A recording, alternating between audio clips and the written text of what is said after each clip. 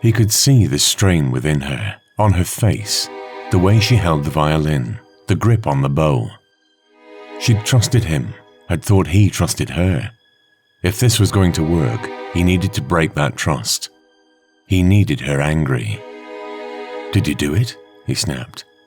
"That overload was no accident." "No." She turned her head, the violin back under her chin, starting to play once more. The doctor paced around the room, reaching out as he passed the selection of instruments and snatched up a violin.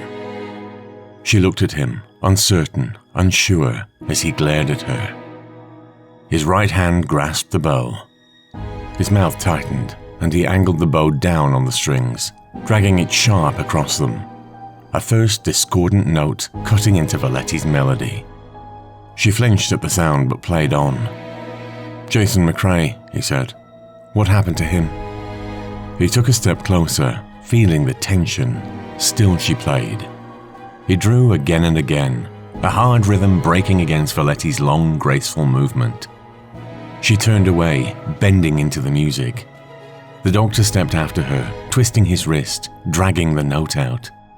His lobotomy. Terence's work with Sarah's. Still no answer. He stepped closer, finally working the bow into a steady figure-of-8 movement, delivering not one note, but several, a counterpoint to her melody. A tune of his own, hard and cold. Alien. "Is it worth the price?" And Valetti dropped the violin, span round. "Yes, it's worth it." "Why?" he said. "What's so important? What's so special?" "The Avatar is our best option for..." He cut her off with a final savage twist, then let the bow drop. He'd pushed her far enough. "The best defense," she said. "No alternatives, no options. This is it. They are our best defense, our only choice." The doctor stroked the bow over the strings again. "Really?" he said. Slowly at first, starting low, he began drawing the figure-of-8. The dark corner revealed in music. That's the best Earth can do.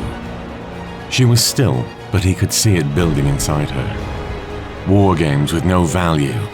Faster still, stepping closer to Valetti, unflinching. It just needed one more push. The right opposition would show that project up for the facade it is. And finally she broke, snapping. "What opposition? You? You wouldn't last 5 minutes."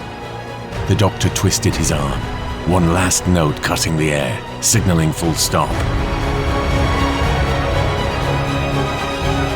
Challenge accepted.